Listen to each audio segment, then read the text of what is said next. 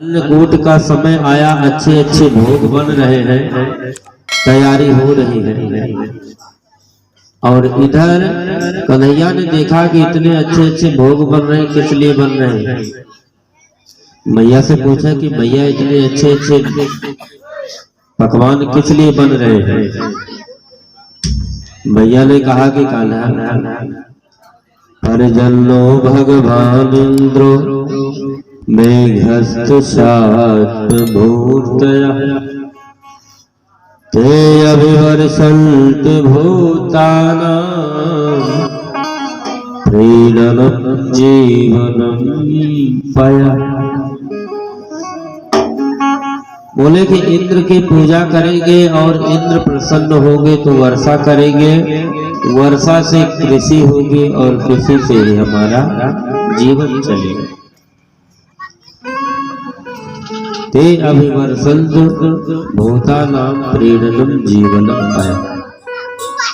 लेकिन कन्हैया ने समझाया कि इंद्र के चाहने से सब कुछ नहीं होगा। गोवर्धन में आकर हवाएं टकराती हैं तो वर्षा होती है। और ब्रजवासियों को समझाया कि हम इंद्र की पूजा न करके गोवर्धन की पूजा करें। सभी लोग अच्छे अच्छे पकवान बनाकर ले गए हैं। गोवर्धन महाराज के समीप पहुंचे तो ये हुआ कि गोवर्धन महाराज को स्नान कराया जाए। लेकिन स्नान कराने के लिए जब लगे तो बहुत समय व्यतीत हो गया, लेकिन गोवर्धन का एक कोना भी नहीं मिला। तो यहाँ पर भगवान कृष्ण ने मानसी गंगा को प्रकट किया और मानसी गंगा को प्रकट करके गोवर्धन महाराज को स्नान कराया। बोलिए मानसी गंगा की। स्नान कराने के बाद भोग लगाए। यहाँ पर गोवर्धन की पूजा तो हो गई, लेकिन समय जब व्यतीत हो गया तो इंद्र नाराज हो गए कि बाल वालों ने हमारी पूजा नहीं किया। इंद्र नाराज होकर भेज देते हैं गढ़ और सावर्तक नाम के मेघ को, कहा कि जाकर इतना वर्षा करो कि पूरा ब्रजमंडल डूब जाए। गढ़ सावर्तकम नाम मेघा नाम शांत कारण। गढ़ और सावर्तक नाम के मेघ आए, वर्षा करने लगे जोर की घनघोर वर्षा। जब बादल छाए तो जितने ब्रजवासी सब डरने लगे कि आज क्या होगा। कन्हैया के शरण में आए।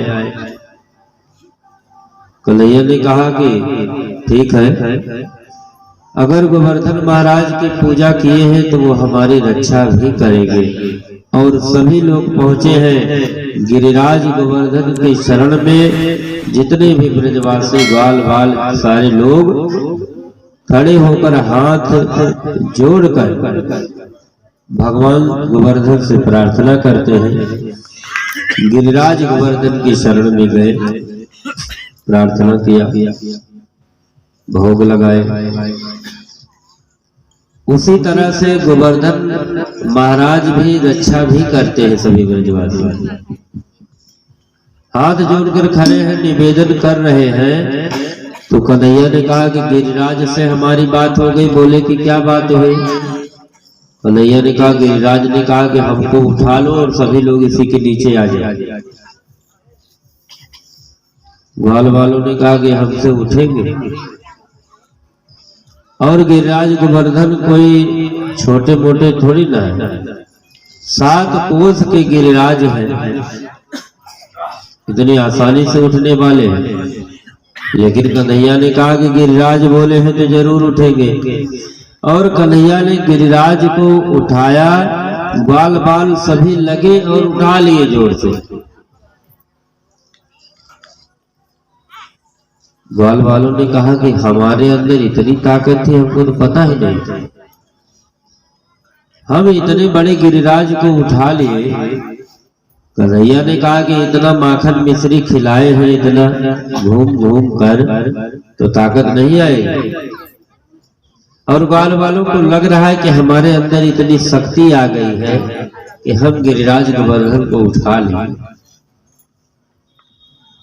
7 कोस के गिरिराज गोवर्धन को कन्हैया 7 दिन तक उठाए रहे और एक ही हाथ लगाया है, बदला नहीं। और ग्वाल बाल कभी ये हाथ लगाए, कभी वो हाथ लगाए, लाठी डंडा लगाए, सब अपना उसमें खड़े हुए हैं। तो ग्वाल बालों ने कहा कि कन्हैया हम तो बदल भी लेते, कभी ये हाथ कभी वो हाथ, कभी ऐसा कर लेते हैं, लेकिन तुम तो बदलते ही नहीं। ऐसा करो कि तुम भी थोड़ी देर आराम कर लो। कन्हैया ने कहा कि अच्छी बात। बोले चिंता न करो, हम लोग तो लगे ही हैं, तुम लोग आराम कर लो, पानी वानी पी लो।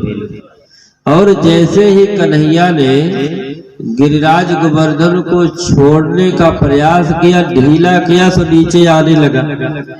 जितने सबके लाठी डंडा लगे थे सब चटाचट टूटने लगे, नीचे आने लगा, सब चिल्लाने लगे। तो कन्हैया ने उठा लिया। फिर ग्वाल वालों को लगा कि हम लोग 6-7 दिन से ओवर कॉन्फिडेंस में थे कि हम उठाए हुए हैं, जबकि ये हमसे नहीं उठा हुआ।